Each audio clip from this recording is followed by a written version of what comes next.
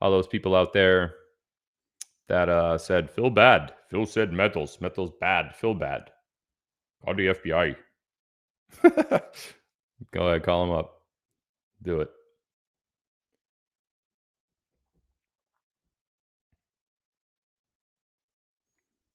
So, yeah, let's tell me where you're from, and we'll hop right into this. We're on part 3 tonight of a 3 live set. Likinnis, Sweden. Likinnis, Sweden. Cusinal, BC, British Columbia, Quebec, boobies. Q21225 not working either. Sorry about it. There's nothing I could do. Man, these guys got me all jacked up here. Salem, Alabama. Prince Edward Island, Canada. Lots of Canadians, eh? San Diego. Beautiful San Diego. Sterling, Nebraska. Cape Breton. Bangor, Michigan. Lubbock, Texas. Vinita, Oklahoma. Unionville, Virginia. North Point, Alabama. Maytown, Pennsylvania. That's got to be out west. Poland. Love it. Inverness, Florida. That's a new one. The Yankees are screwed, New York. They really are, aren't they? It's just the mismanagement. Cash, listen, I loved Cash for many years, but he's got to go. He's got to go. And if it's not Cash and it's Hal, then we're really doomed. But you can't. First of all, you needed to sign another pitcher. You can't just sign Stroman and think that he's good behind Cole. You know, there's too many question marks with Rodon. It's just it's a shit show in New York right now. So not expecting much. I know there's still free agents that are out there, but with Cole going out for a month or two, which could turn into a season, there's no hope this year at all. I don't think. The minds over there just need a complete shakeup. I think we need a whole new front office. I'd love to get Theo Epstein in there, replace Cash. Denmark. Rawls, Texas, home of the Jackrabbits. Lino Lakes, Minnesota. Minnesota, eh? Lorraine, Illinois, okay. Sebring, Florida. It's a new one. Kansas City, for you know what? Pretend I didn't say that. Barrie, Ontario. Almost Heaven, West Virginia. Is that a real place? That'd be cool if it was. France. Vinita, Oklahoma again. Different person. Gasport. Manton, Michigan. York, Pennsylvania.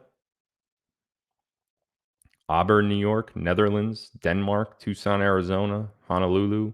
I'll be in Hawaii next week. Golden, Colorado. Biloxi, Mississippi. Loveland, Colorado. And give me one more that I've not said in a while, or at least I don't miss. Sydney, Australia. Got a global audience tonight, ladies and gentlemen. Welcome, welcome, welcome. My name is Phil Godlewski, and I am... A lot of people call me a goat. I don't think I look like a goat. I know I got a little bit of facial hair now. I didn't always have that. If that's where the goat references are coming in, then I okay, but I don't smell like a goat either. So I'm obviously running out of material because I keep repeating the same thing, different lives. So thank you guys for tuning in. Everything appears to be working just fine right about now, except for Q. If you're on Q, you're going to have to hop over to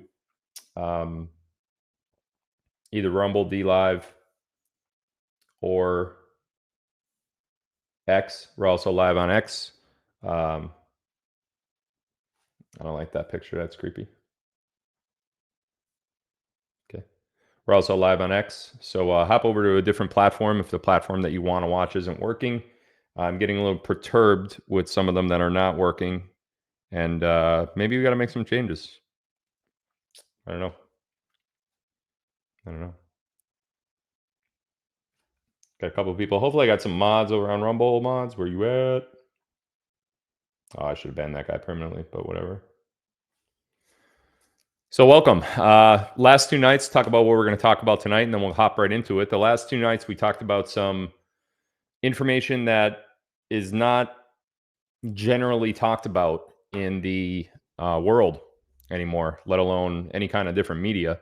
They don't talk about it on the mainstream media. They don't talk about it in schools, in the educational system, completely just out of schools anymore. And I don't see a lot of truthers talking about this stuff either. So whenever I get an opportunity to teach you guys something that I think you may not know, or at the very most know very little about, I take that opportunity. And when there's an added benefit of doing what I just said, teaching you guys something you may not know or know little about, plus tying it into current events, that is a live stream that I love to do.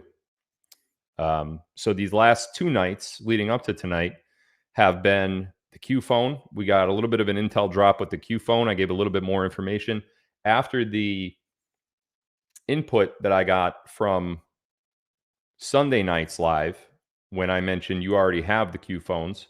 I went and I reached out to a couple sources that, I wanted to see if I could, talk a little bit more about it. And I did get permission to say some stuff. So Tuesday night's live was about the Q phone, but it was also about ether. And ether is they call it the fifth element. And it used to be actually on the periodic table. It's not anymore. It was removed, I believe, in 1908 or 1903 because they don't want you to know about ether. If you didn't see that live from Tuesday night, go back to my channel on Rumble or Locals. If you're a Locals member, it's there too. And watch Tuesday night's live. The title of it is The Q Phone. And we talked about ether. We talked about the Q phone. We talked about lots of stuff Tuesday. That led us right into last night's live, which was primarily about the Fibonacci sequence. The Fibonacci sequence is I don't want to say complex, but a very mysterious number sequence that occurs naturally throughout the world. So we're talking about in plants, we're talking about in animals, in our own DNA, the way that we think, the way that buildings are constructed, and many, many more. So this sequence could never really be, Q has now changed to 1224. Okay. So maybe we're live on 1224. There's never really been a great explanation as to why the Fibonacci sequence works, except God. And then when wow, what is happening with these glasses?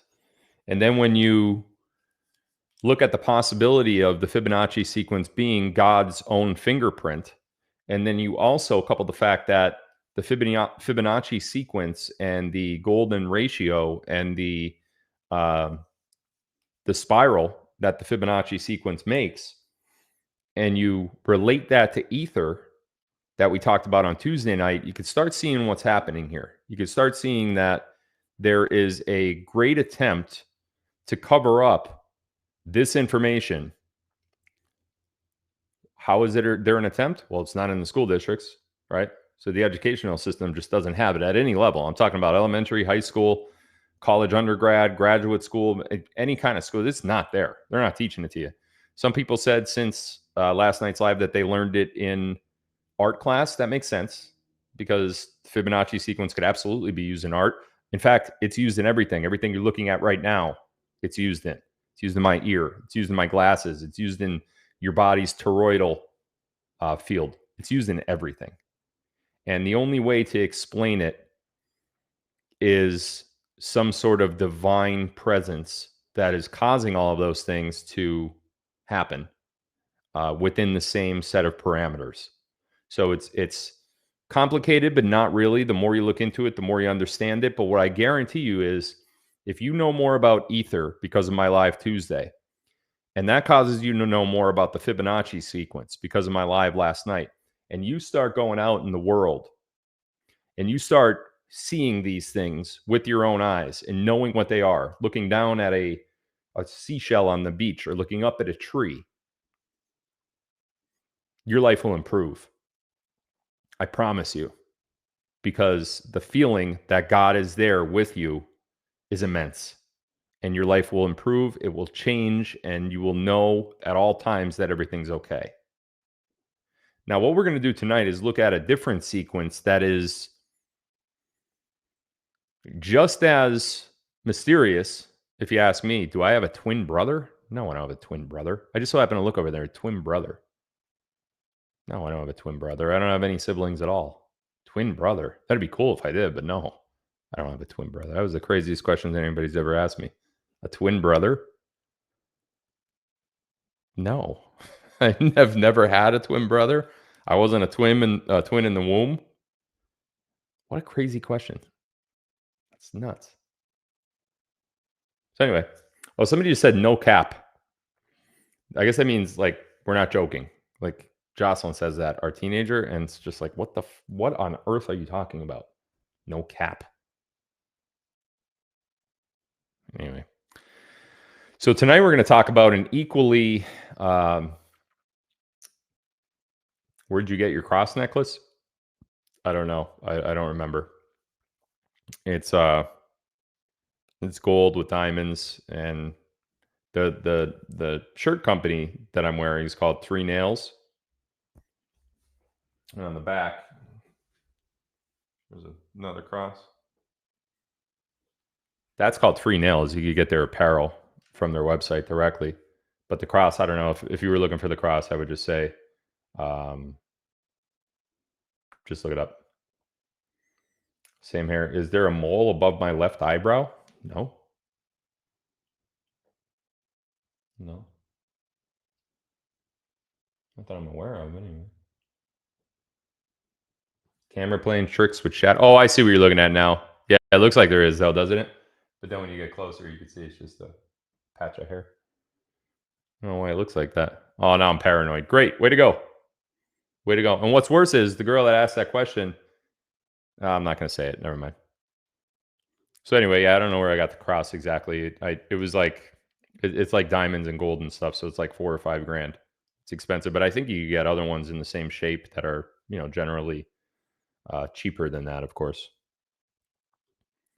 So Benford's Law. Benford's Law is what the live is going to be about tonight. And Benford's Law, similar to the last two nights, is another hard to explain sequence that occurs naturally everywhere. Now, when I say naturally, it's not so much, well, I guess it is in nature. I was just going to say it's not so much in nature like Fibonacci sequences and stuff like that. It's different though. It's not like a spiral that you could actually see with your own eyes. But we need to know what Benford's Law is, and we need to start applying Benford's Law to real life situations. Why? Because some of the things I'm going to show you tonight are absolutely mind-boggling. And first of all, if you've never heard of Benford's Law, give it a chance. It is very high intellectual stuff, but it should not be over your head. Okay, this isn't a topic that I would say, hey, don't even attempt, because it's very, very, high intelligence required. Don't do that. The way that I'm going to explain it tonight is much more understandable than not. So give it a chance, and I'm going to show you why it's important. And we're going to talk about why it's important and actually how it relates to the last two lives as well. Okay? This isn't going to be an incredibly long live tonight, probably shorter than the last couple. I don't anticipate having the same issues that we had last night. If the camera goes out, I am going to lose my mind. So you will see that live. Actually, you won't see it at all because the camera will be out. But what you will hear it because the microphone will still be on. So, but I think I troubleshooted. I had a friend of mine troubleshoot some IT stuff with me before we went live, and I think we figured that out. A couple things that we still have to figure out, but we're good for tonight, I think. So, Benford's Law. So here's what we're gonna do. We're gonna play. I only have one video to play tonight. It's only about, or do I have two? Let me see. Yeah. It looks like I only have one. Shit, I didn't want to do that at all.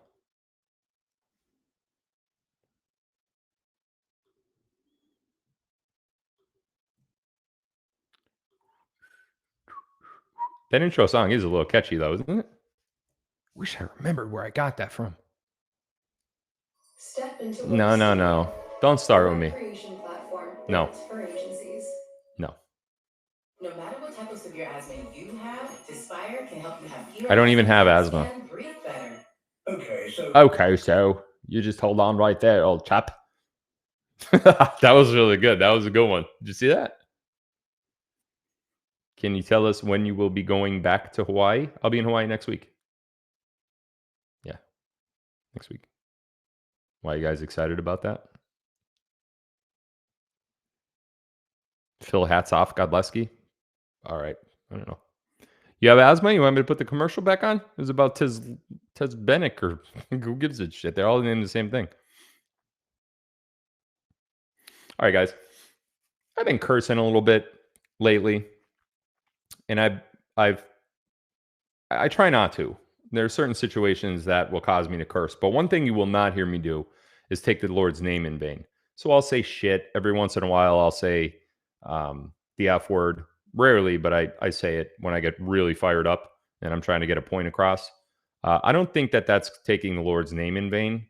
I know that there's a couple verses in the Bible that say you shouldn't say obscenities. Somebody actually sent me one today. I don't remember what it is word for word. And I get that, but that guy's got to go, huh? he said, what's his name? Where'd he go? Porter boy. He said, child banger.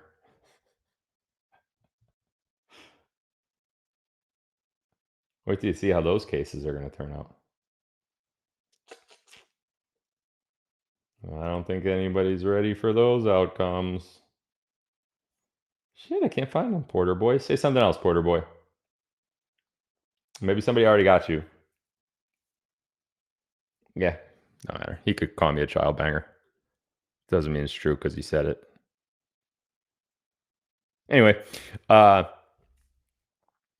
I'll be in Hawaii next week. What else was I talking about before I got distracted? Oh, my cursing. So I understand. Like sometimes I'll say ass, sometimes I'll say hell. But it's usually like what the hell, or like Nick Alvear's an ass or something like that. You know what I mean? Or Nick Alvear likes to look at, asses that are not female, something like that. Then I'll say it. But I understand that. Like I know, but I don't. I actually call people out when they take the Lord's name in vain. I don't like when I hear the term, and I'm just saying it just to say it, Jesus Christ referenced in like a negative tone, like, oh, I dropped that, Jesus Christ. That's like not, it's not acceptable to me. I've actually got into it with some family members and close friends because of that. I don't like goddamn. I don't like that. I will not say it or anything like that. I used to say that stuff all the time. A couple people in my family actually take it to the worst extreme and I actually tried to separate myself from these people because I just can't take it. They'll say Jesus effing C, and they'll say it and they'll just be like, and I'm just standing there like, are you serious? Did you just say that like that? If I could think of the worst thing someone could say, it's G, J, F, and C. It's just, it's like you're so ignorant to it's crazy. It's crazy.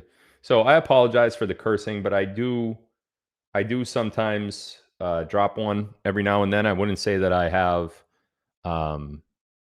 bad language overall. I do my best to keep that out of my shows, especially because I know that there's sometimes a younger audience that watches my shows. So I'll do better to try to keep that out. Obviously, I went through a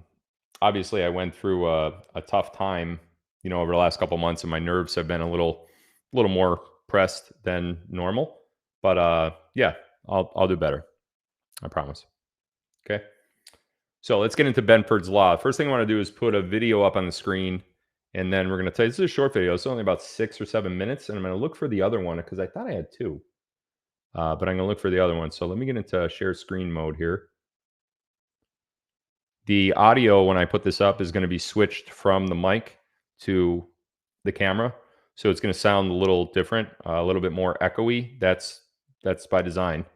I can't get it any other way. I don't want to explain to you what the issue is because it's extraordinarily complicated. So, all right, here we go. Let's do the share screen.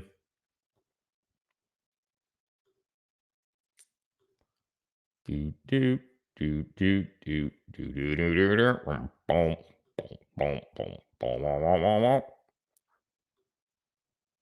First, let me switch the mic. Mac Pro speakers? Is that going to work?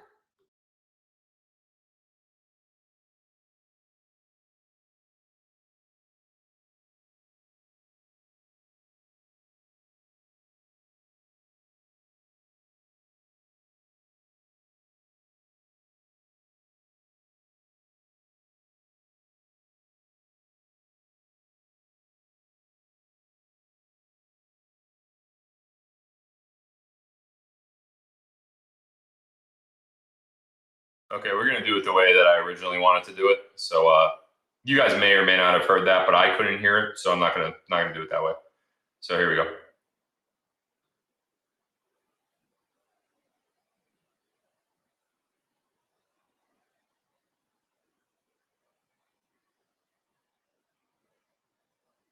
Play.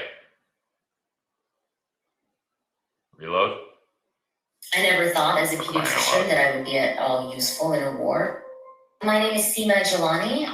Okay, so listen to this. Have you ever wondered, in a set of random numbers, which digit appears most frequently as the first digit? It's a question that may seem trivial at first glance, but it forms the basis of a fascinating statistical phenomenon. This isn't about mere chance or random distribution. There's more to it, an underlying pattern that governs this curious occurrence. It's a mathematical enigma that has puzzled and intrigued thinkers for centuries. Well, the answer to this puzzle lies in a fascinating phenomenon known as Benford's law. Imagine you're going through your electricity bills, street addresses, stock prices, or population numbers. You start to notice a peculiar pattern. The first digit of these numbers isn't distributed evenly as one might initially think. Instead, you find that the digit 1 appears at the start more frequently than any other number.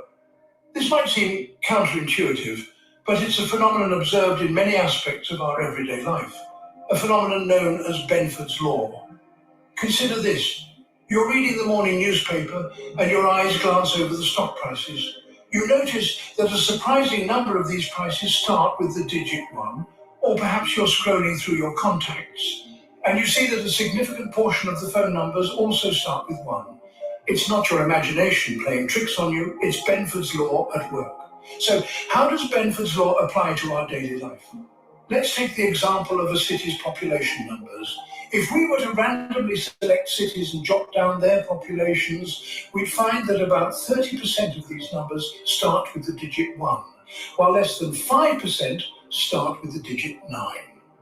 Or let's think about a trip to the grocery store. You're at the checkout, looking at your receipt. You'll find that many of the prices start with lower digits, with 1 being the most common. This isn't a coincidence. It's a manifestation of Benford's law. But why does this happen? It's all to do with how numbers grow. When we go from 1 to 2, it's a 100% increase. But to go from 2 to 3 is only a 50% increase. This means that numbers spend more time beginning with 1 before they roll over to 2, and so on. Surprisingly, in many naturally occurring sets of numbers, the first digit is a 1 about 30% of the time, and a 9 less than 5% of the time. This is the magic and mystery of Benford's law, subtly woven into the fabric of our daily lives. Opening. This intriguing law, first noted by Simon Newcomb and later formulated by Frank Benford, is not a coincidence, but a result of logarithmic distribution. Delving into the science behind Benford's law, we find that its mathematical basis lies in the world of logarithms. This statistical phenomenon is actually a logarithmic distribution. Now, what does that mean? Simply put, a logarithmic distribution indicates that the probability of a number occurring is inversely proportional to its magnitude. This means that in a data set adhering to Benford's law, smaller numbers, particularly 1, appear as the leading digit more frequently. The probability of the first digit being d, where d ranges from 1 to 9, is calculated using a logarithmic scale formula. It's a bit like saying the smaller the number, the larger the stage it commands in the data set. But here's the fascinating part. This distribution doesn't just apply to any random set of numbers. It often holds true in data sets that span several orders of magnitude. These could be anything from electricity bills and stock prices to population numbers and street addresses. So while it's tempting to view Benford's law as a universal law, it's important to remember its limitations. It's a way of understanding the world, a tool for raising red flags that warrant further investigation. Closing, it's not a universal law, but it often holds true in data sets that span several orders of magnitude. And one of the most captivating in the world, a tool for raising He said something pretty important here. I want to hear it again. Numbers and street addresses. So while it's tempting to view Benford's law as a universal law, it's important to remember its limitations. It's a way of understanding the world, A tool for raising red flags. A tool for raising red flags.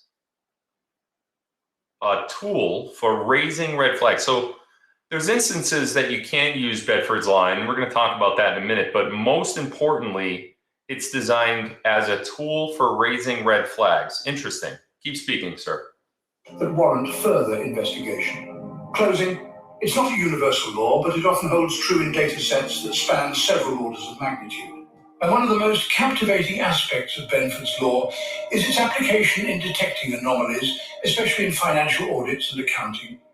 Let's imagine an auditor examining a company's financial records. There we go. If the financial data follow the natural logarithmic distribution as predicted by Benford's law, that's a good sign.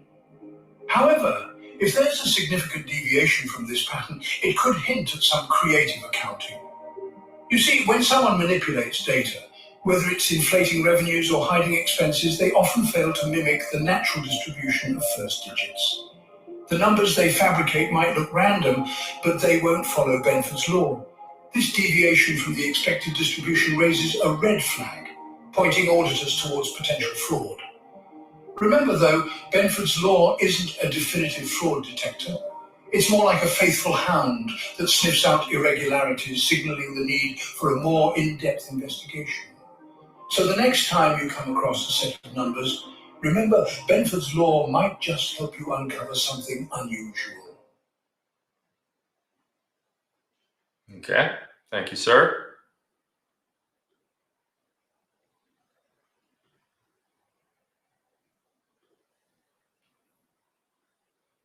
So, just thinking about what we just, let me switch the mic back.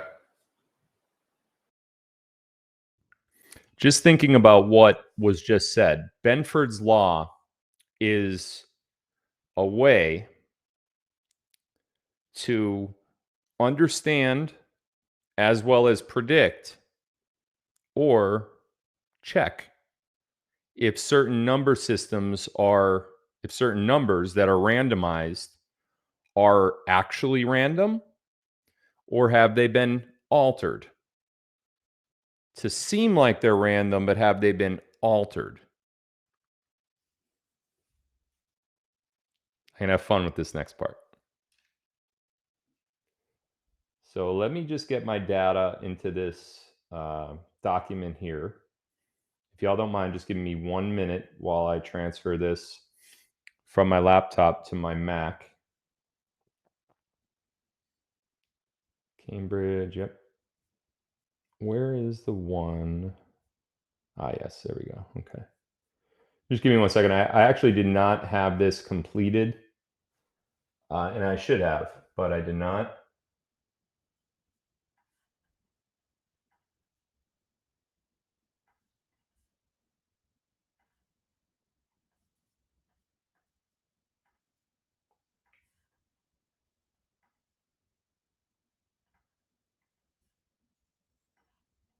What I should actually do is it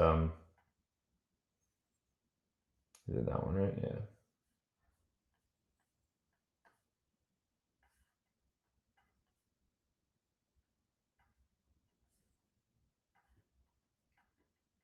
Make that one bigger.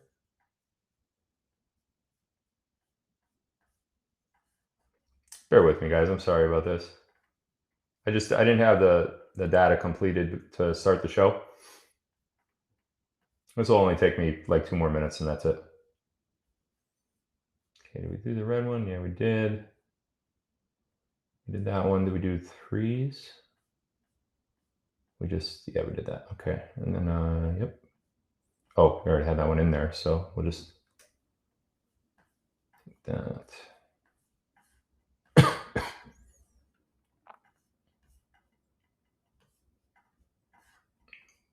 Below it.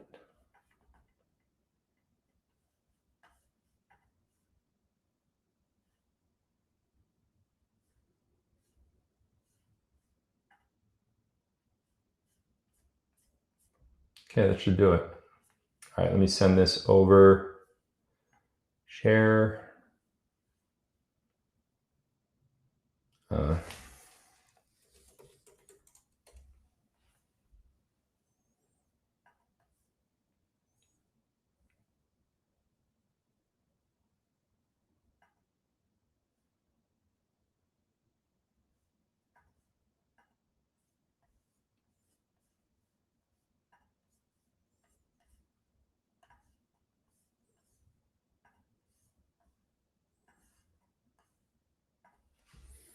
Okay. This is going to fascinate you guys, I think. And it's also going to, let me stop screen sharing. It's also going to draw a lot of, well, connect a lot of things that we've been talking about for the last couple nights. And I'm going to show you how those things connect as soon as I pull this up here. So here we go.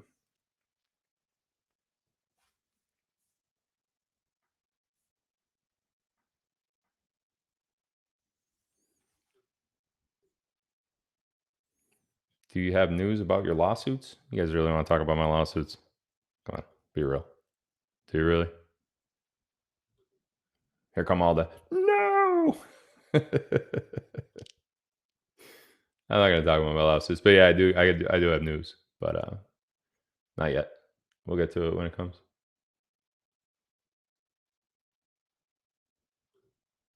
There we go. Don't. All right, go back to the screen share.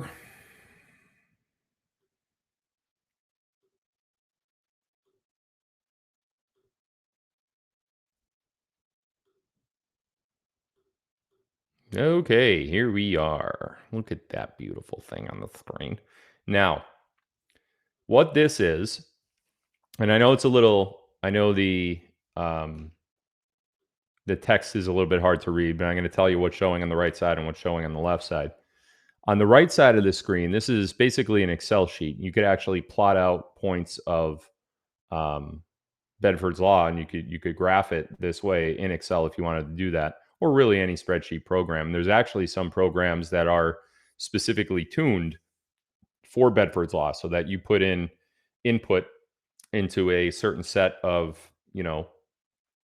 points in the spreadsheet, and it'll actually plot it out for you. Now, on the right-hand side of the screen, you have every country in the world, all countries across our great flat realm. So every single country starting with A, and the first most country up top is Afghanistan. Going down, it doesn't go that far because it's just a screen grab. But this particular sheet has every country from A to Z. Okay. What it also has is the population of every country. All right. Then what it does is it takes those graphical numbers, the numbers associated with each country, and it puts all of those numbers in a map. Now, I think all of you could agree that a country's population is a completely random number. There's no country in the world that says, well, you could only have 1,100,000 people in this country. No. If you live in a country, you live in a country. Now, there's some processes where you have to get citizenship in a country. If you're in the United States, you can just come in openly. But regardless of that, any census of a country, any population of a country is really completely randomized. There's no way to say, hey, that we know what that, no, it's random. So this is a really good example to actually look at the randomness of a great set of information. However many countries in the world, I don't really know. But what I do know is they do each have a population. Okay. And that population is not a number that's controlled in any way. All right. It changes. It fluctuates. Every census that you read from year to year or decade to decade or whatever it may be, it's going to change. When you put every country in the world, and I think this was as of 2018, there was a date on there, but I can't see it. But if you take every country in the world and their population, you plot it out in a graphical manner, this is what you get. The colored lines on the screen are what you get. Now, the black dots that are on the screen are a curvilinear representation of Benford's law. So what Benford's law says is 30% of the time you will have any in any random number sequence, such as populations of countries, you will have a random number sequence that 30% of the time those numbers start with the digit 1. And then by the time you get to the digit 9, it's only 5%. Okay? So the percentages are what those black dots and that curvature line represent. As you could see, every country in the world as of 2018 or whatever this was falls perfectly in Benford's law's graphical representation of what numbers should be. 30% of the time, it's the number 1. As you can see, the top dot there is 30% of the time. So this is a massive set of data, okay? And it still follows Benford's law. Now, this is a law of mathematics. This isn't a, oh, well, sometimes it happens, sometimes it doesn't. No, it happens every time in any large set of numbers. You heard that gentleman say in the video that if you take addresses of your city, let's expand, addresses of your county. And I'm not talking about the street names. I'm talking about the numbers, the number address. Your city, start small, put it in a graph. Guess what it's going to do? It's going to follow Benford's law. It's going to follow that curve on a graph. 30% of the time, that address is going to start with the number 1. And it's going to go down, and it's going to go down, then it's going to go down until eventually the number flattens out around number 9. Okay? Go out to your county. Addresses in your entire county. Put it in a graph. You're going to see it follows Benford's law. Is somebody out there saying, hey, we could only number these properties because we have to stay within the confines of Benford's law? No. No one's actually doing anything to make the graph that way. Nobody. It just naturally happens. What else naturally happens? The Fibonacci sequence. You see what's happening here? So how on earth, now forget about city, forget about county, go to your state. Go to your state and look at all the addresses, the number portion of the address in your state. Just the number. So my address in this particular property starts with 1235. Okay? I would be in that first 30%. What's your address? Do you live at 5 Joseph Road? Well, if you do, you're in a much smaller percentage than I'm in. I am in one of the 30% of those address sequences that fall into Benford's law perfectly. Now, the graph on the screen is not addresses. I'm just giving you another example. The graph on the screen is population. It works in every single instance. And yes, I know today is Pi Day. The one reason why I don't like Pi Day is because they make such, the liars and the deceivers of the world make such a big deal out of pi, and they make no reference to Fibonacci, and that pisses me off. Yours is 22, yours is 112, yours is 332, yours is 2040, yours is 420. I guarantee that if I just took the numbers that are in my chat right now and I plotted them in a graph format, you know what? If somebody wants to do that, if somebody in the chat wants to take all the numbers that are in the chat right now and put them in a graphical format, put them in, write down what the number was, what it starts with, and then to the side of that, how many start with that same number. Only what it starts with, the first digit, okay? So I'm looking at digits here, 156, 162, 1111, 4566, 10949. The first digit of all these numbers that are in the chat, write down all of them. Write down all the numbers that you did. Then go back and look how many times did the number 1 start that address. Write it down next to, write it down. How many times did the number 2 start the address? Write it down. How many times did the number 3? How many times 4? Go all the way to 9. Okay? Go all the way to 9. 1 to 9. See how many times that those numbers started. And this is just in my chat. This is a great example because this is completely random. Okay? Once you get how many times each of those single digits started that number chain, that random number sequence, put those numbers in a graph, not the address numbers. How many times did the number 1 start an address? Let's say it was 30 times. Okay? Write down the number 30. Put 30 in a graph. Okay? Number 2, how many times did it come up? Let's say it came up 6 times. Okay? Then look at the percentages. Put the percentages of the total in the number, and you will see a perfect Benford arc every single solitary time. I promise you, that's exactly what you will see. If you don't want to do it yourself, just go get a Benford calculator. They're available. Did you ever hear of one? Of course you didn't, because they don't want you to know about it. You know why? Because if you know about it, you know something they don't know. Actually, I shouldn't even say that. They do know it. They just don't want you to know it because they want to use it against you, and they don't want you to be smart. They don't want you to see that you may be being deceived on some level. They don't want you to know that.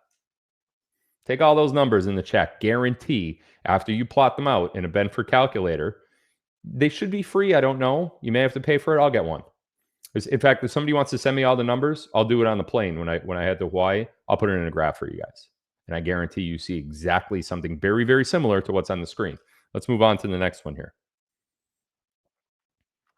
South Africa. So here we see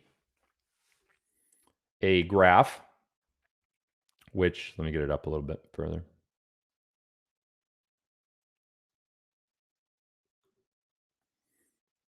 Oh, there we go. It looks like somebody omnicalculator.com/statistics/Benford's-law. Looks like there is a calculator out there. So I think that would be a great calculator to use. I didn't click it. Let me click it. Yep. There you go. So it says on this OmniCal, screw it. I'm going to put it on the screen.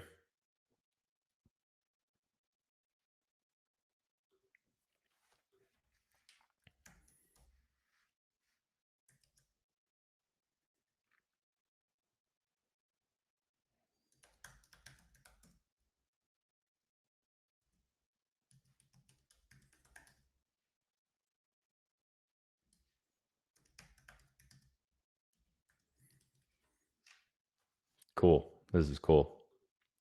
I thought this would be in the form of an Excel sheet, but it looks like they took that spreadsheet format and they put it into a web accessible version. All right, let me switch the screen share here.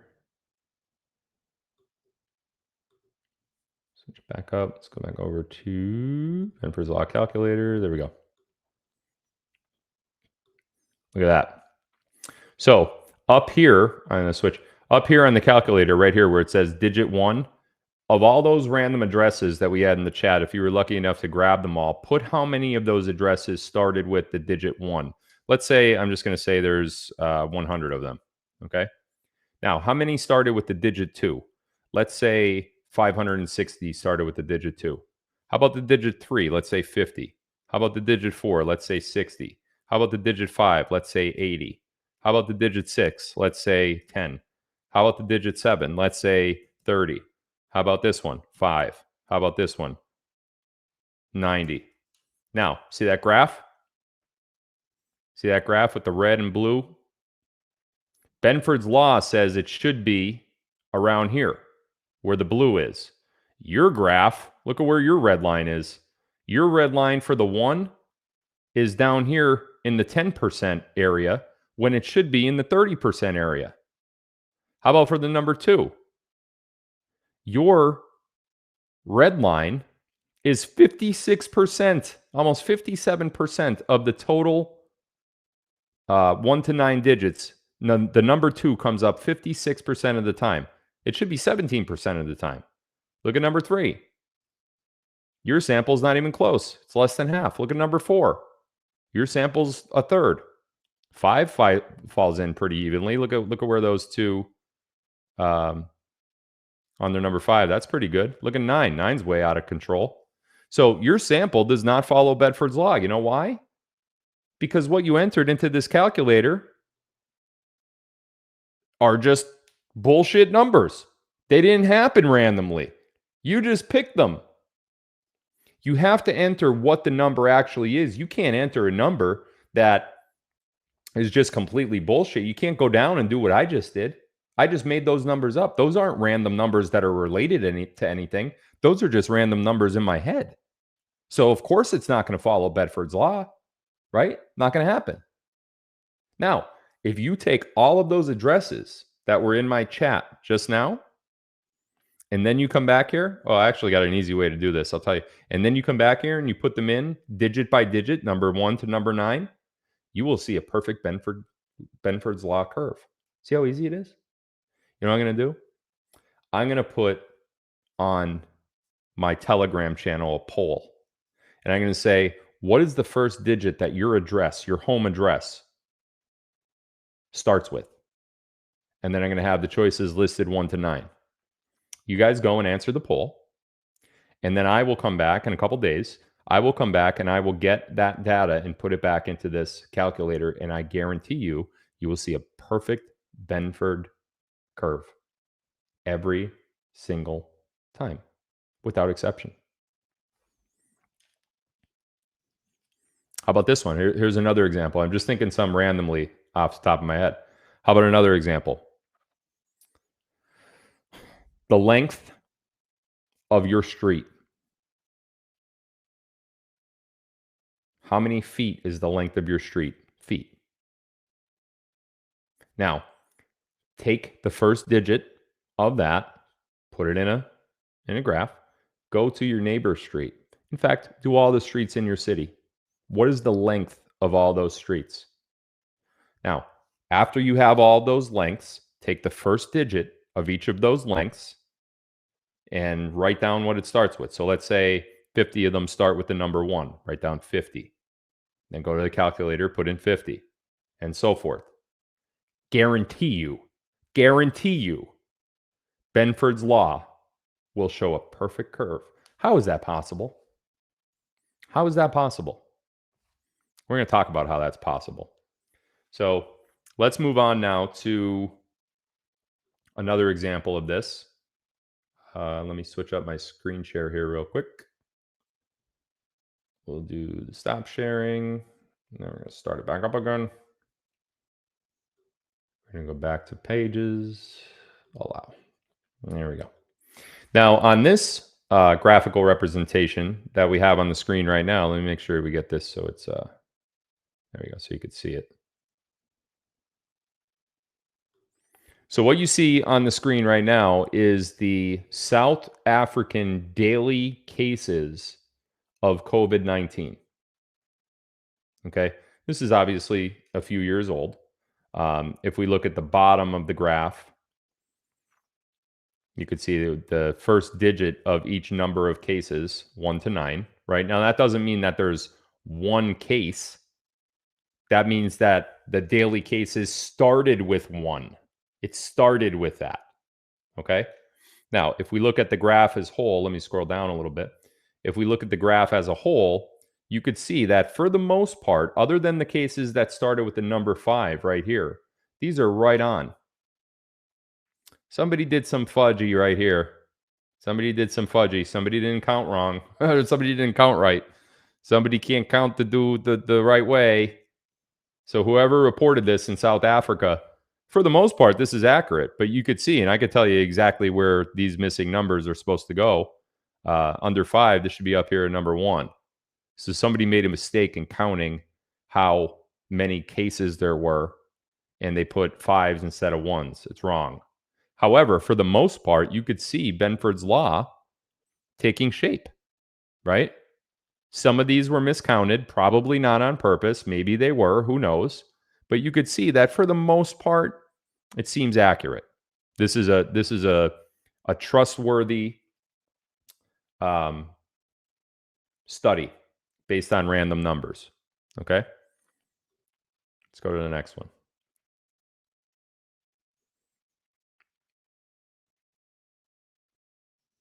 Okay, let me edit this a little bit. Look at what they're using here now. Over here on the left-hand side of the screen, geomagnetic field, geomagnetic reversals, seismic wave speeds below the Southwest Pacific, Earth's gravity, exoplanet mass, those are both bullshit, pulsar's rotation, earthquake depths, greenhouse gas emissions. Look at this. Every single one of these follow Benford's law. Every single one. Every one of them. And look at the number of values in each data set over here for the geomagnetic field. 36,000 numbers were used right here. 36,512 numbers were used. Look at this one here. Seismic wave speeds below the Southwest Pacific Ocean. 423,776 numbers were used in that data set. And look at this. 30%, 17, 13, 10, 8, 6, 5, 4, 4. Benford's law. Now, this particular study doesn't show them in a graph, but once you know what the percentages are, you could just look at the percentage and be like, yeah, that's Benford. Yeah, that's Benford. Absolutely. Isn't that not amazing?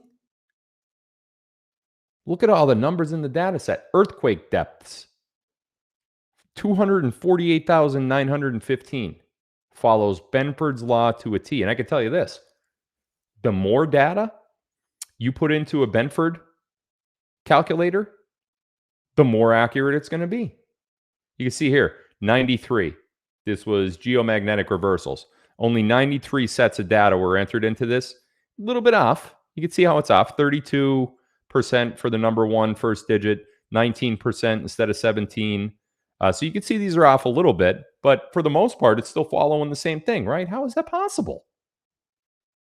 How could these random data sets all follow the same curve? 30%, 17%, 12%. How? I know how. I'll tell you in a minute. Look at these ones here. Let me make this a little smaller, actually.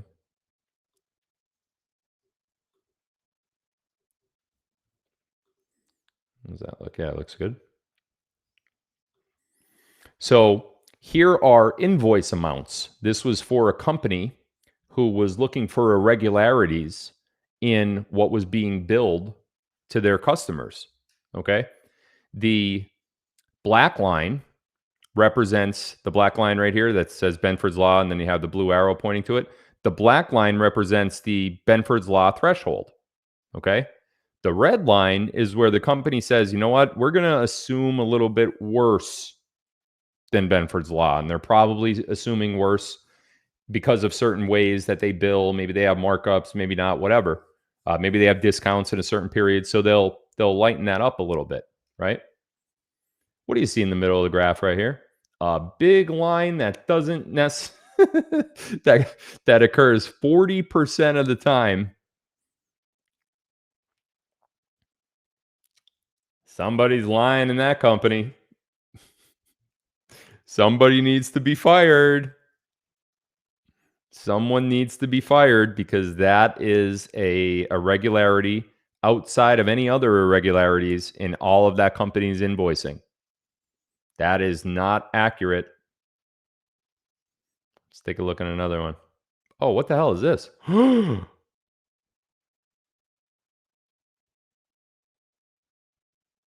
Wait, that can't be right. Could it?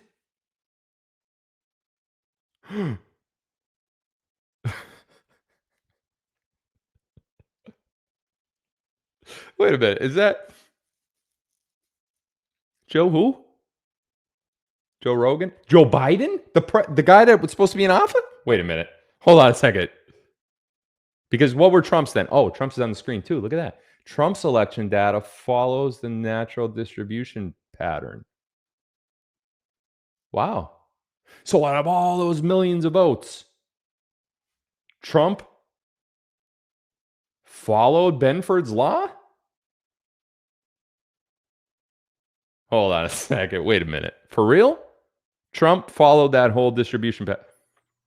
Why doesn't Biden's look like that? Why does Biden's look like that?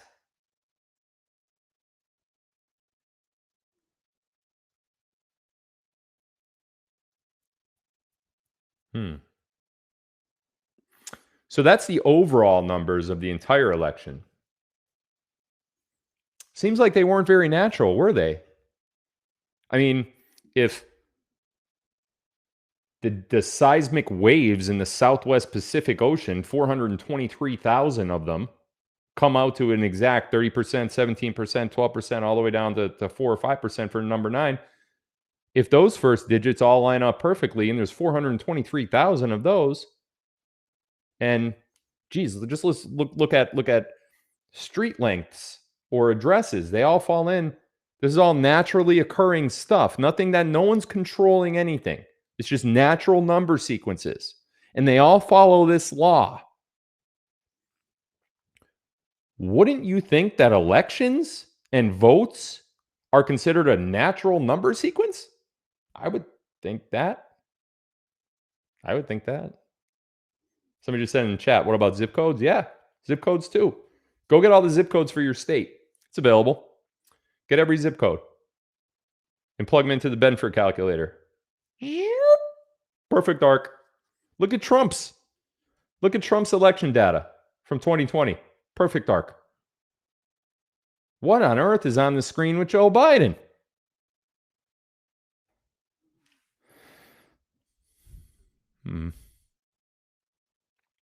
Why don't we just look at Chicago?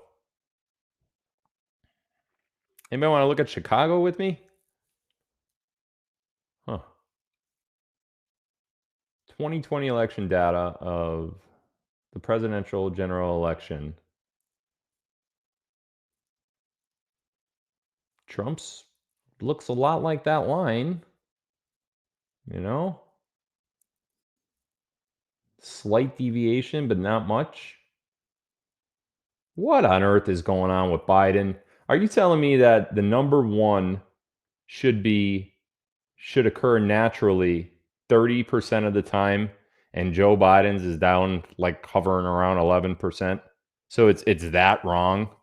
And the number three, which should be around 10% of the time, is over there above 60% of the time. Come on, man. Who are we? Are we fools? Are we giant fools? Were you ever taught Benford's Law in any of your schooling? High school? Undergrad? Grad? No? Wonder why. Do you think it was maybe because, just maybe, now this is just me thinking randomly here, but do you ever think maybe it was because they don't want you to know it? Because if you did, maybe you could actually look at large pools of data and say, that's not right. Now, keep in mind, it has to be randomized data. It can't be anything that comes in that is a set number. It has to be randomized. Voting is a great example of randomized numbers. Street addresses, the length of a street, the seismic waves, Southwest Pacific Ocean, whatever you want to call it. They're all random. Right? No one's actually entering numbers for any of that stuff. It's a added up number or a total number, randomized numbers. That's all they are. They will follow Benford's Law. Why? Why in Chicago did Joe Biden just complete? All right. Well, it's probably a one-time occurrence. You know, Chicago is it was an important. Illinois is probably, you know, but let's look. Maybe it just happened that one time. I'm sure it didn't. I'm sure. What the heck?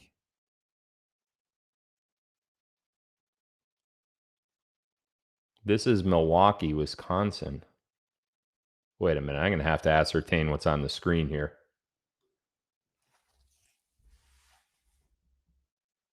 You know, I'm going to start in the bottom right because why not? I figure I'll go backwards. Write-in candidates, 420 total. Okay. Look at that. That arc follows Benford's Law pretty perfectly. And this is Milwaukee, Wisconsin. Okay, only Milwaukee. Swing state, by the way. Brian Carroll and Amar Patel, 344 votes. Small sample size, but still, for the most part, looks like Benford's arc. Joe Jorgensen, Jeremy Spike Cohen, 455 votes, almost perfectly. Benford's Law. Again, these are all the general election in Milwaukee, Wisconsin. Don Blankenship, look at that.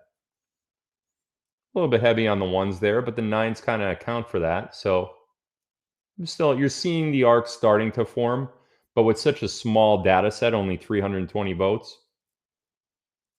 Wow. Trump's looks pretty accurate, huh? Trump and Pence? What the? What's that top one on the left? I can't read that. I can't read it. Joseph R.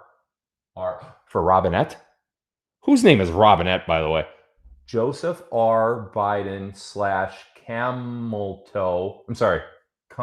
What's that say? Come on my. No, wait. Kamala Harris. Wow. Because that doesn't look at all like the other ones. So here's what probably happened. The people of Milwaukee probably got together and said, hey, guys, all these other candidates, they're going to follow Benford's law. We don't want our candidate to follow Benford's law. Let's all get in a room and say, you know what? We're just not going to do it this year. We're going to do something different because we don't want them to know that we follow Benford's law. You think that's what happened?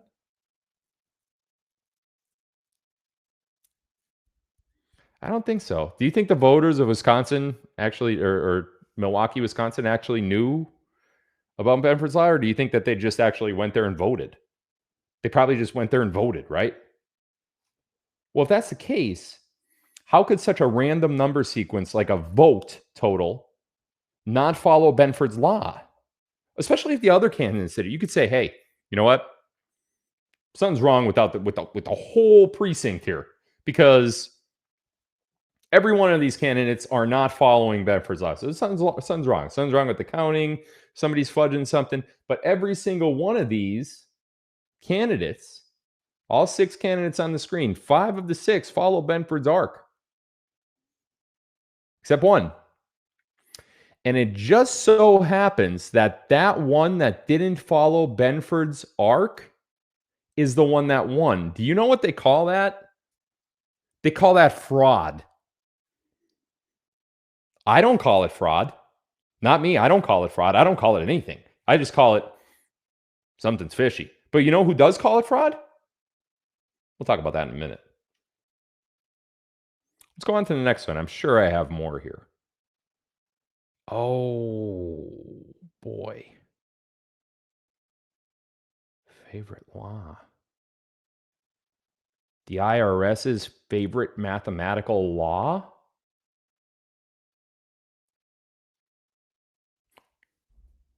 You're telling me that the IRS, the Internal Revenue Service, which is part of the Federal Reserve, it's a collection unit of the Federal Reserve, which is run by the cabal, the IRS uses Benford's law to find tax cheats? Because if you think about it, taxes and the filing of taxes are a very randomized number sequence, is it not? Is it any different than the addresses that we talked about before? Or the length and feet of your street compared to the rest of your town, your city, your municipality, your county, or your state? Just as random, right? No one could control. Listen, all the numbers on a tax form, right? What was your income? What were your payouts? What were your write-offs? Those are all randomized. You're not sitting at home being like, well, I'm really not going to hit Benford's law this year, are you? No. You're just getting those numbers and you're putting them on your forms, whatever they are. But if you lie about those numbers, it seems like the IRS would know that you're lying.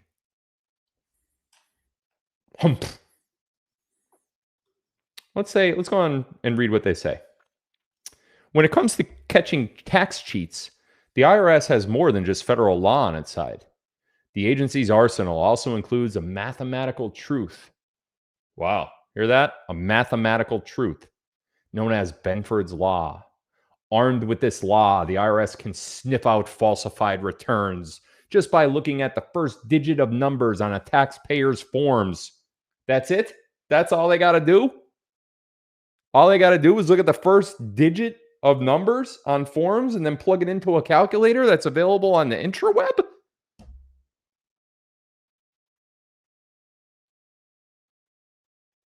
Well, shit. Why would anyone commit tax fraud then? While most Americans wouldn't put it past the IRS to use black magic, the truth behind Benford's law is far from mystical. In 1938, GE physicist Frank Benford undertook a comprehensive study of numbers and how they occur. His findings mirrored the discovery of American astronomer Simon Newcomb, who had undertaken similar research in 1881. Imagine that. There's that decade again, that 18-something decade. And what do we say happened around that decade? Somewhere around not the decade, but the century? Oh, the Great Reset. So Newcomb knew about this Right around the time of the last Great Reset, huh? Interesting. Benford found that when it came to naturally or socially generated data, the distribution of the first digit in a series of numbers is not uniform. In analyzing 20,000 sets of numbers from a variety of sources, numbers from a newspaper, there's a good one. Go get your local newspaper. Go through it page by page, and any numbers that are in that newspaper, whether it's the page number up top or the temperature outside for the day, or a set of temperatures for the next 7-day forecast, or let's say they're talking about the win total of what they think the Yankees is going to be this year, 60, write down that number. All the numbers in a newspaper, write those down. And then go back to the Benford calculator, and you know what you'll see? Perfect curve. Numbers from a newspaper, population figures, American League Baseball stats. Benford found that a whopping 30% of the numbers in the sample has 1, the number 1, as their first digit. The number 2 turned up in the first position 18% of the time, and 3 occurred at 12%. And that follows Benford's curve perfectly. Let's take a look at one more. Where have you gone, Joe DiMaggio? Oh, we did that one, right? Okay, we're just going to keep... So I added the wrong one. All righty.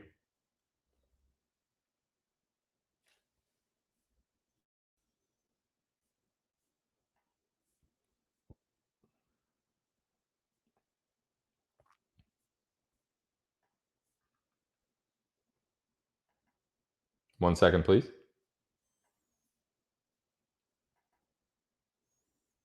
Oh, yeah.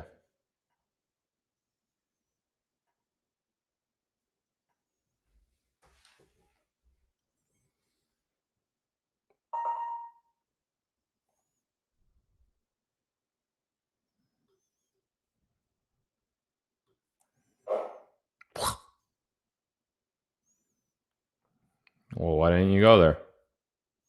I heard the...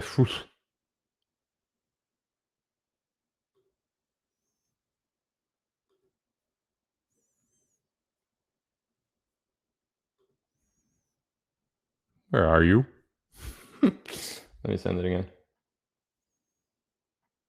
You just disappeared. It's not there.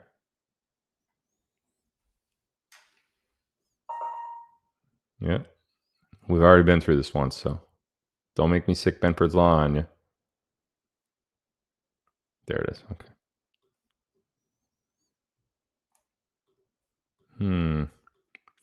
You know, I like looking at Pennsylvania. You know why I like looking at Pennsylvania? Well, because I live there. And another reason why I like looking at Pennsylvania is because I drive through Pennsylvania, and oftentimes I drive far distances through Pennsylvania. So when I do that, I don't just see Trump signs in yards. Now, keep in mind, Trump signs don't vote. Okay? Just because somebody has a Trump sign in their yard. For example, my grandparents, when they were alive, they were huge Trump supporters in 2016. Absolutely hated Hillary. Who didn't? But they would put a Trump sign in the yard. They never voted. They would not vote. They wouldn't do it. I made them vote in 2020. I actually took them. Wow. So anyway, what I was saying there was, when I drive through Pennsylvania, I see with my own eyes, and I talk to people randomly, whether it's a gas station clerk or a guy, the mailman. I'll talk to the mailman, the UPS guy, the FedEx guy, the guy at the grocery store. Hey, Phil, we want, there's so much support for Trump in Pennsylvania that I cannot even begin to describe how red of a state this is when it comes to MAGA and when it comes to Trump support. I can't even begin to describe it. Okay. So, and it's not just that. Biden will have a rally, and this happens all over the country, but I see it here because I'm here. Biden will have a rally, and there won't be anybody there, but across the street, and there'll be some people there, obviously, but across the street, there is like thousands of people Thousands of people holding sign. This guy around here, his name is Bob Bolus. He owns a trucking company. One of his trucks, big tractor trailer, he did this whole get up on the side of his truck with Trump, right? It's all these pictures and all this stuff, all the slogans and everything. And he would drive that tractor trailer across from Biden's rallies and park it there. And then thousands of people will come. There's so much support for Trump in Pennsylvania, not only in 2020, definitely in 2016, but not only in, probably more so in 2020 than I saw in 2016, and even more so now. You could see it happening again. I feel it. I feel the energy. It's totally different. So what I want to know is the digits. I want to see the digits for Pennsylvania because I know that they're going to follow Benford's arc. I know that they are. They must, right? Because what I say in the screen is Trump's following the Benford's arc pretty good. The twos are a little low, but not too low. Not enough to be out of compliance with Benford. What on earth is on the left?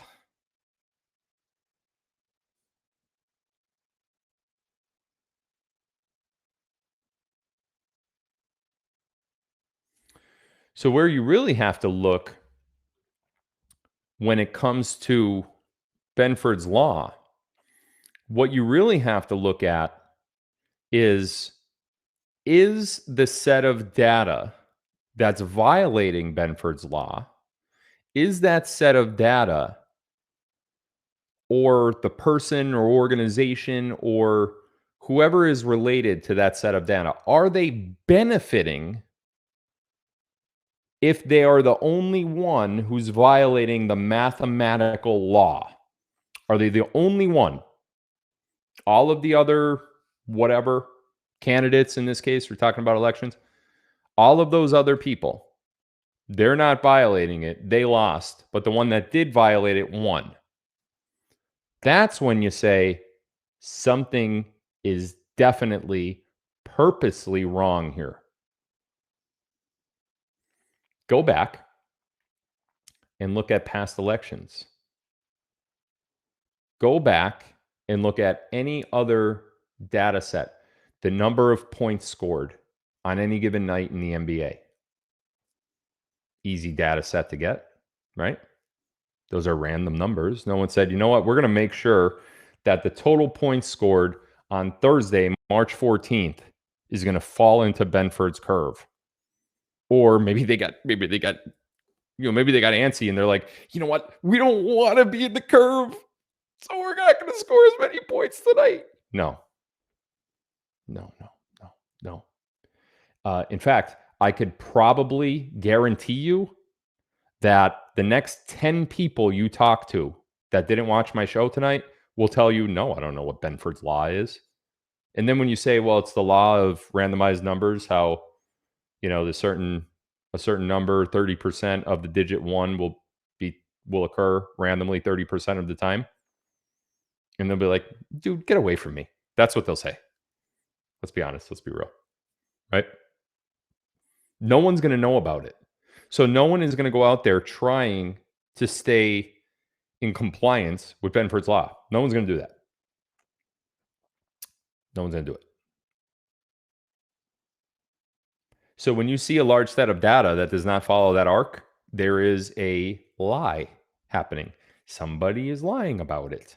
And there's absolutely no doubt that somebody's lying about it. Now, that covers that part of what I wanted to talk about. But another thing that I wanted to talk about is why do these number sequences, which have nothing to do with each other, the depth of an earthquake measured 423,000 times, has absolutely nothing to do with the number of points scored in an NBA game. It's not a thing, right? They don't relate at all. They're two totally different ends of the spectrum, but yet they follow the same path. Why? God.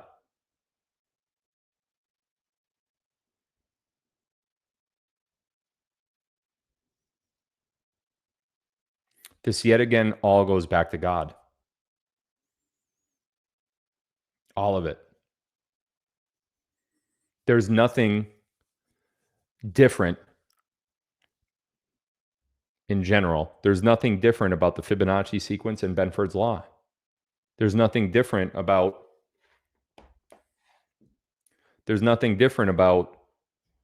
the ether and how it connects everything. Everything is connected. Everything in this room that you look at right now is connected through the ether. The Fibonacci sequence is the sequence of life. Every life form is built off of the Fibonacci sequence. This law of random numbers is not random at all. It's exactly what they're supposed to be. Everything about them. Here's another one. I'm just randomly thinking of some. If you have a dog, most of you do, go measure its tail. How many inches is its tail? And then I'll put in Telegram, how many inches is your dog's tail? What's the first digit? I absolutely promise you that it follows the Benford curve once we get all that data. And the more data we get, the more similar it'll be. It has to be a large data set. Keep that in mind. It can't be 50. It can't be 10. It has to be a large data set. But once we get into the hundreds and into the thousands with this data set, it's going to follow it. How could that be? How could a dog's tail follow Benford's law, the law of mathematics? How could that be? And the only answer for it, there is no other answer. You can't, in fact, mathematicians don't know the answer. They will come right out and tell you it's a mystery. We don't know. We just know it happens. So we could predict things based on Benford's law. Sorry, this thing's bothering me. We could predict things based on Benford's law. We know that it happens. Why does it happen? We don't know. Those are the smartest people when it comes to math in the world. Some of them, the smartest that have ever existed. They can't answer it. What else can't they answer? Fibonacci. No one knows. What else can't they answer? The emotional connection that people have. No one knows. No one could explain it. No one even tries anymore. But you guys need to know about it.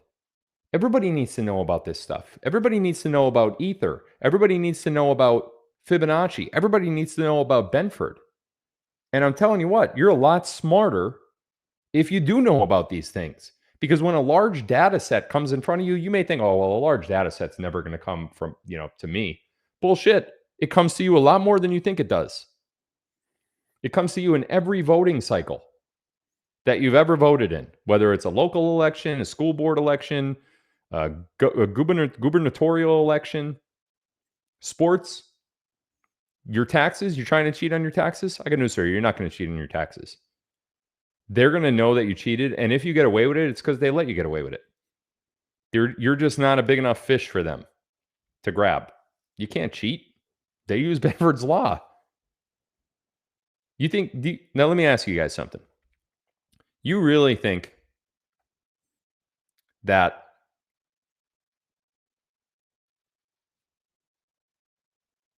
the white hats didn't use Benford's law immediately after the 2020 election? I got news for you. Well, let me put it this way.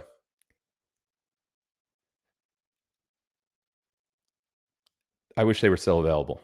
I wish I could put one on the screen right now. But when I was live on Facebook, if you guys were if you were with me back then, when I was live on Facebook, the first thing I did back in 2020, November 5th, once those votes were in, I took all of them. I took them state by state. I took them countrywide. I took them county by county. I took them. And I put them into a Benford graph. And I knew immediately within days, I knew that it was a fraudulent election. I had no idea back then the severity of the fraud and the overreaching aspect of the fraud, but I knew about it right away. And so did the white hats. They knew about it right away. They always moved forward from the very get-go, knowing that the election was fraudulent, not just because of instinct, but also because of a violation of a mathematical law. Do you think that the smartest mathematicians in the country weren't called as part of the Supreme Court overturning of the 2020 election? Do you think that they didn't have any input in that? You think that the Supreme Court didn't hear from those experts? Not just the smartest minds in the United States in terms of mathematics, but the smartest minds in the whole world? You don't think that there was input given by those experts to the Supreme Court? Well, I got news for you. I could tell you tonight for the first time that there was. There were people that, in the case to overturn the 2020 election, which happened back in 2022, the overturning happened back in 2022. There were people from the world that testified that this is impossible. It is literally impossible. Do you think that Mike Lindell's case with the Supreme Court has nothing to do with what I'm talking about tonight? He's got a case in front of the Supreme Court right now, does he not? Do you think Mike isn't armed with Benford's law? Do you think he doesn't have experts going in there? Or wait, do you think that maybe the cases that are actually reaching the Supreme Court now actually already reached the Supreme Court a couple years ago? And do you think that what you've watched since those decisions were made is just a movie? Because that's what I think. Now, I don't know if I'm right. I've been wrong a lot of times, but I'm pretty sure that I'm not wrong this time. I'm fairly certain that everything that's playing out now and will continue to play out for the next short period of time has already happened. Maybe, just maybe, you're going to hear about Benford's law in the news pretty soon. And when you do, think of me. Okay? Think of me. Bill said that! Who are we talking to? How would he know? How would he know that?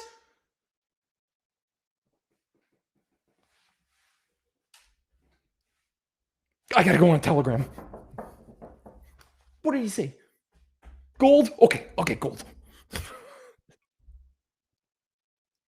I don't know. Maybe I just know a little bit more than what other people do. Maybe not. Maybe I don't. I didn't necessarily say tonight was going to be an Intel Live because I wanted to see who flaked out on the thought that, he's doing another Fibonacci sequence. I don't care about Fibonacci. I just want to know what's happening in the world. So maybe I just spit all over myself. Maybe I just wanted those people to not watch and then drop a big thing on you right at the end of the live tonight and tell you that what we talked about tonight is actually playing out. Actually, well, let me rephrase. It played out in 2022, 2021, 2022. And we're seeing the results of it now. Maybe I just didn't want those people to tune in live. And now they're going to be like, shit, I knew I shouldn't have. Shoot, not shit. Twice I said it, and I didn't mean to the second time. Or the first time. Golly gee. There we go. See how I'm learning? Now they're going to be like, yes, Lois, I told you that we should have watched it. They're saying in the chat that it's not just about the Benford. Lois, come on, we're watching it now. Frank, it's 11 o'clock at night. Lois, I told you we should have watched it.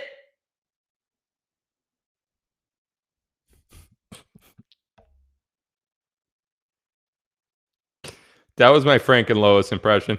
Hopefully none of you out there are named Frank and Lois and you're married. And hopefully, even if you are named that didn't just occur. Because if it did, that's probably had something to do with Fibonacci. But I don't know.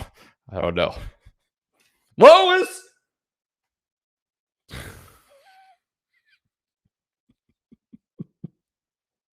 You know what's funny, guys? Let me tell you a little secret. I told you a little big secret just now about Benford and how you're going to be seeing something about Benford pretty soon. But You know, if I just to tell you a little personal thing about me. When I'm in Pennsylvania and I don't have my son's custody, because Dory, my ex, has them half the time. So this is true. When I'm in Pennsylvania and I don't have my sons, if Carrie's not here, like she hasn't been this past week, the house is empty. It's just me. I have this 10,000 square foot house and there's nobody here. Kind of sucks a little bit, but you know, it's all right, I guess. I don't know. You get used to it, especially when I travel, we're doing stuff. But anyway, when I'm here alone like this, I will literally like sit on the couch and like be like, Lois, Bill's at 7 p.m. No one will be there. No one will be there. No one will be listening to me. And I'm not talking to anybody. And I promise, I swear, I'm not nuts. I'm really not. But there's a Lois LG Greer. She said, I never dated Frank. Yes, you did. Benford's Law said you did. Am I autistic? No, I'm not autistic. I'm just really, I love laughing. And I think laughing is great. And I think smiling is great. So I'll do something like that to like make myself laugh. And then I'll be like, was that funny? And then I'll contemplate doing it on a show or maybe doing it in front of my kids or like doing it in Carrie to see if she'll laugh too, because then it's like but no, it's not autism. It's not. It's just I'm really strange. I'm just a strange person. Lois, we're going to watch the Benford. It's not just about Benford. It's about the election. Frank, I have to take out the dog. Let the dog piss on the floor. Let's get in here and watch Phil.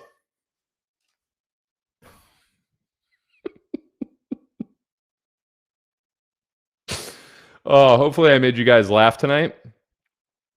I hope that you laughed, because if you didn't, maybe you're dead. Check your pulse. And then after you check your pulse, I hope you come to the realization that you learned something that you didn't know tonight. And I hope you learned something that you didn't know last night. And I hope you learned something that you didn't know the night before. And I hope you walk away from this week in March a smarter, sharper, and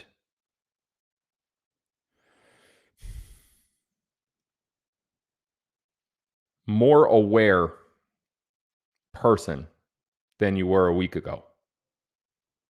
Because it's not just I keep laughing. It's not just about Frank, come back to bed. No way. Frank, come back to bed. I'm watching Phil. He's talking about the election. He's going to be in the SCOTUS. Frank, I don't care. It's 12:30. I'm watching Phil.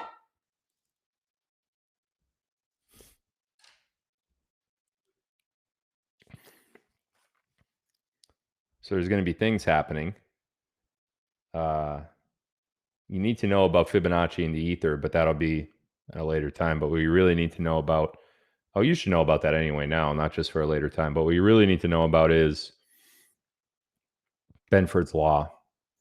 And maybe not so much for your personal life. If you intended to cheat on your taxes, don't do that, because they're going to know. And if you really are going to cheat, then you better follow Benford's Law, because they're going to find it anyway. But Benford's Law is going to become front and center pretty soon, and it has a little bit to do with the Supreme Court of the United States and maybe some election data that wasn't necessarily truthful. Could Benford's Law alone overturn an election? No. But is it a key factor to look further? Yep. And don't worry, the looking has already been done.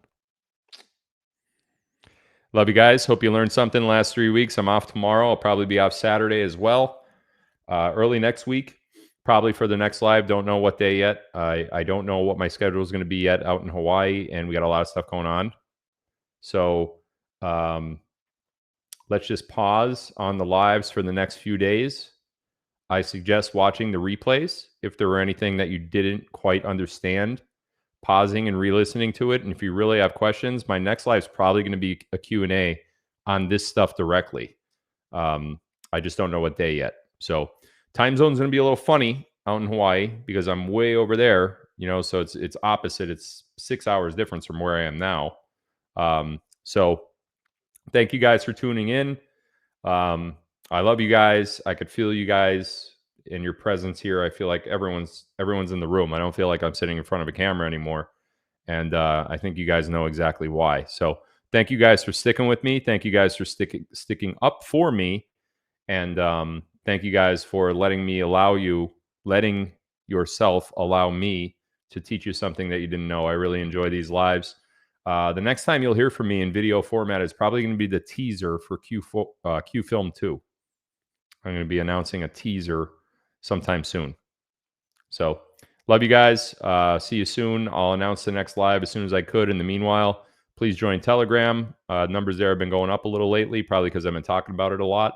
So join Telegram for the daily updates. And oh, look, a lot of the Lois and Franks are joining now, even though the live is over, because people are talking about it on the gram. Love you guys. Have a good night. See you soon.